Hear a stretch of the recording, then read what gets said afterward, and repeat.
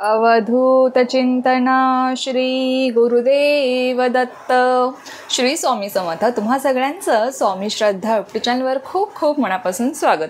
स्वामी कृपेने तुमचा आजचा दिवस शुभ जाओ. स्वामी महाराज तुमच्या सर्व चांगल्या इच्छा पूर्ण करोत, हीच मी महाराजांनी प्रार्थना करते आणि आजच्या व्हिडिओला सुरुवात करते. बघा, आजच्या व्हिडिओमध्ये आपण कुठलीही सेवा नाही तर एका आपल्या स्वामी भक्त परिवारातील एका ताईंचा अनुभव आपण बघणार आहोत. आणि खरंच इतके सुंदर अनुभव आहेत ना, आणि त्यांच्या अनुभवातून आपल्याला एक शिकवण मिळते. ती सुद्धा मी तुम्हाला आज सांगणार आहे की खरंच जिथे दृढ विश्वास असतो, जिथे दृढ भक्ती असते, तिथे स्वामी महाराजांची प्रचिती येतेच म्हणजे येतेच.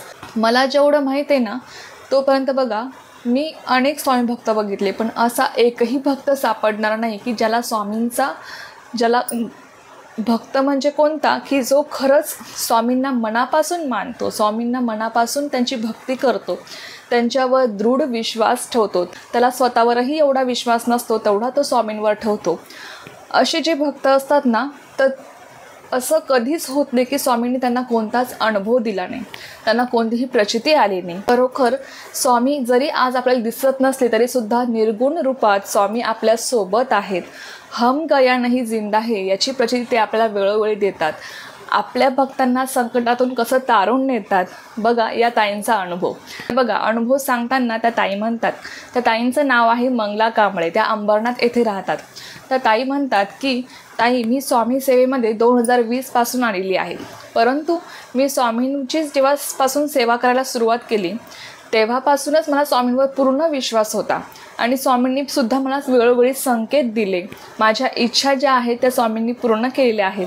आणि लक्षात घ्या, जिथे विश्वास असतो ना तिथे आपण स्वामींवर कधीच शंका घेत नाही, म्हणजे जिथे दृढ विश्वास असतो. आणि खरंच बघा, आपण आपल्या सांसारिक अडचणी सोडवण्यासाठी स्वामी सेवेत आलेलो आहोत.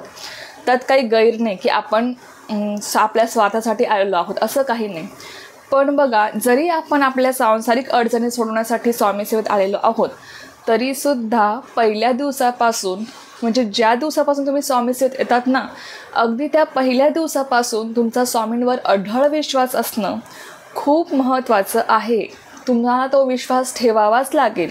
म्हणजे मी म्हणते म्हणून नका ठेवू, तुम्हाला ते अंतर्मनातून वाटलं पाहिजे की नाही, स्वामी माझ्या पाठीशी आहेत, स्वामींनी आता मला त्यांच्या सेवेत आणलेलं आहे, मी स्वामी सेवा करत आहेत ना, तर आता माझं काहीच वाईट होऊ शकत नाही. जरी काही झालं वाईट तरी स्वामी माझ्या पाठीशी आहे म्हणजे आहेच, हा विश्वास आपल्याला पाहिजे. तेव्हाच आपल्याला स्वामींचे अनुभव येतात, प्रचिती येते. तर बघा, त्या ताई काय म्हणतात, 2020 पासून मी स्वामी सेवेत आले आणि सुरुवातीला माझ्याकडे स्वामींचा फोटो नव्हता. माझ्याकडे पण एक कॅलेंडर होतं, त्यावर स्वामींचा फोटो होता. तर मी तो फोटो काढून घेतला आणि त्याचीच मी रोज पूजा करत होते. बघा, भक्ती करायची असले ना तर आपण कोणतेही कारणं देत नाही. तर ताईंकडे स्वामींचा फोटो नव्हता, पण कॅलेंडरवर त्यांचा फोटो होता. त्यांनी तो फोटो काढला आणि त्यांचीच त्या पूजा करत होत्या. तर एके दिवशी असंच फोटो पुसून मी स्वामींच्या फोटोला मी कुंकू लावत होते. तर कुंकू लावत असताना अचानक त्यावर ओम उमटून आला. तेव्हा मला खूप आश्चर्य वाटलं की असं कसं काय होऊ शकतं. म्हणून मी पुन्हा तो जो काही ओम उमटून आला होता पुन्हा तो पुसला आणि पुन्हा मी स्वामींना कुंकू लावलं. तेव्हा पुन्हा स्वामींच्या फोटोवर ओम उमटून आलेला होता. म्हणजे स्वामींनी माझी सेवा जी काही आहे ती त्यांच्यापर्यंत पोहोचत आहे हा संकेत मला दिलेला होता. आपण जेव्हा पूर्ण मनापासून स्वामींची सेवा करतो, मनापासून स्वामींची आठवण काढतो ना, तेव्हा स्वामी आपल्याला संकेत देत असतात. पण ते संकेत ओळखणंसुद्धा खूप महत्त्वाचं आहे. आणि आता काही काहींना संकेत मिळतात पण त्यांना ते ओळखता येत नाहीत. म्हणून संकेत मिळणं, स्वामींचं संकेत मिळणं आणि ते ओळखता येणं पण खूप महत्त्वाचं आहे. तर ताईंनी ओळखलं होतं की स्वामी माझ्यासोबत आहेत. त्यानंतर स्वामी सेवा सुरूच असताना एके दिवशी काय झालं, माझ्या मुलाला हार्ट अटॅक आला आणि त्याला हॉस्पिटलमध्ये नेण्यात आलं. तर त्या दिवशी त्या ताई म्हणतात, मी स्वामींसमोर बसून खूप रडले, स्वामींचं नामस्मरण केलं आणि स्वामींना एकच म्हटलं की स्वामी, तुम्हीच आता माझ्यासोबत आहात, तुम्ही माझ्या पाठीशी आहात, तुम्ही वेळोवेळी मला साथ दिलेली आहे, इथून पुढे पण देणार. पण बघा, त्या ताईंनी काय केलं, फक्त स्वामीचं नामस्मरण केलं आणि स्वामींना एवढंच म्हटलं की स्वामी, मी आता जेव्हा हॉस्पिटलमध्ये माझ्या मुलाला पाहण्यासाठी जाईल तेव्हा माझा मुलगा मला ठणठणीत बरा हवा आहे. त्याला कुठल्याही प्रकारचा प्रॉब्लेम नको, तो मला एकदम ठणठणीत हवा आहे. त्या ताईंनी स्वामींचं नामस्मरण केलं, स्वामींना प्रार्थना केली, स्वामींसमोर रडल्या त्या. आणि खरंच त्या ताई म्हणतात की मी जेव्हा हॉस्पिटलमध्ये गेले ना ताई, तेव्हा माझा मुलगा मला हात करत होता की आई घाबरू नको, मी अगदी बरा आहे. म्हणजे ही आहे स्वामींची लीला. बघा, आपला स्वामींच्या सेवेमध्ये ना, स्वामी भक्त आहोत म्हणजे संकट येणारच नाहीत असं अजिबात होत नाही. संकट येतात कारण ते आपल्या प्रारब्धात लिहिलेले असतात, पण त्यातून सुटकासुद्धा स्वामीच आपली करत असतात. त्यातून आपल्याला मार्ग स्वामीच दाखवत असतात. त्यानंतर पुन्हा स्वामी सेवा सुरूच होती त्या ताईंची. आणि एके दिवशी त्यांच्या नातीला हार्टला होल आहे असं सांगण्यात आलं होतं.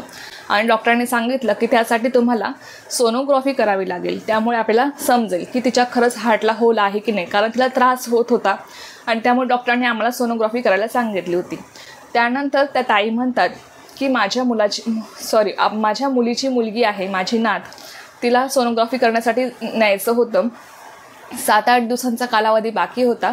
आणि मी स्वामींसमोर संकल्प करून 11 माळी श्री स्वामी समर्थ रोज जप केला. आणि त्याचबरोबर 11 वेळेस मी तारक मंत्र म्हटला. तर ताई खरोखर सांगते, 7 दिवसानंतर मी स्वामींना त्या 7 दिवसामध्ये एवढीच प्रार्थना करत होते की स्वामी, माझ्या नातीचे सर्व रिपोर्ट्स नॉर्मल येऊ द्या, ती अगदी ठणठणीत असू द्या. आणि 7 दिवसानंतर जेव्हा त्यांच्या नातीची सोनोग्राफी करण्यात आली, तेव्हा तिचेसुद्धा रिपोर्ट पूर्णपणे नॉर्मल होते. लक्षात घ्या, जिथे दृढ विश्वास असतो तिथे स्वामींची प्रचिती येते म्हणजे येतेच. मी तुम्हाला नेहमी सांगते, आपण स्वामी भक्त आहोत म्हणजे आपल्याला संकट येणारच नाही असं अजिबात नाही. संकट येणार, कारण ते आपल्या प्रारब्धात लिहिलेले असतात. जोपर्यंत आपल्या आयुष्यात संकट येत नाही, दुःख येत नाही, तोपर्यंत आपल्याला सुखाची किंमत कळत नाही असं म्हटलं जातं. संकट येतात आपल्या कर्मानुसार, प्रारब्धानुसार, किंवा आपल्या नशिबात जे काही लिहिले आहे संकट वेळोवेळी जिथे यायचे आहे तिथे येणारच आहेत. पण स्वामी सेवेत आल्यावर सगळ्यात महत्त्वाची गोष्ट काय घडते, संकट येतात पण त्या संकटाची तीव्रता कमी करण्याचं काम स्वामी करत असतात.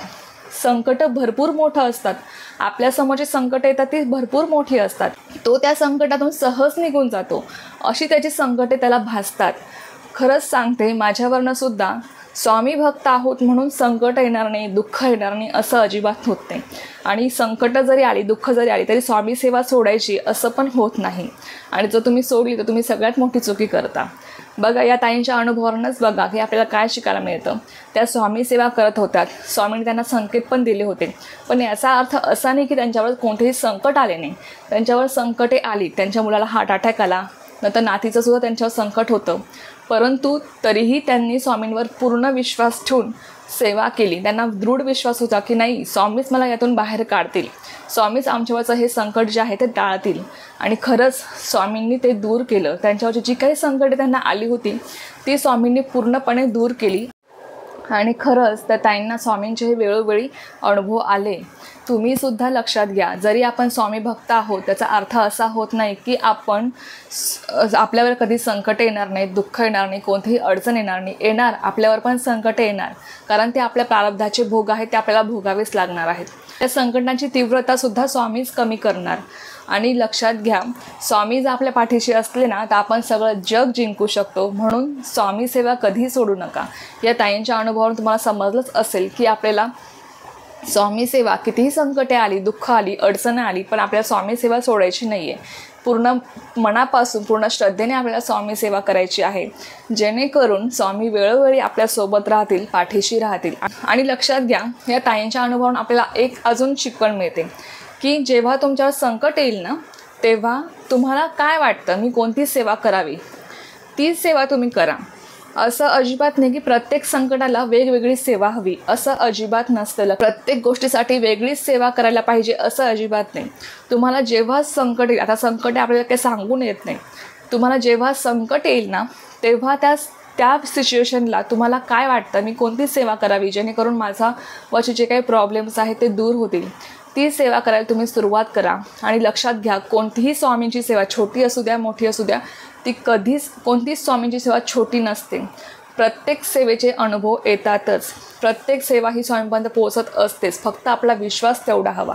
तर चला, हा एक या ताईंचा अनुभव होता जो मला तुमच्यासोबत शेअर करायचा होता. तुम्हाला हा अनुभव आवडला असेल तर व्हिडिओला लाईक, शेअर, सबस्क्राईब करायला विसरू नका. पुन्हा भेटूया अशाच एका नवीन व्हिडिओसोबत किंवा नवीन विषयासोबत. तोपर्यंत सर्वांना श्री स्वामी समर्थ. जय जय स्वामी समर्थ.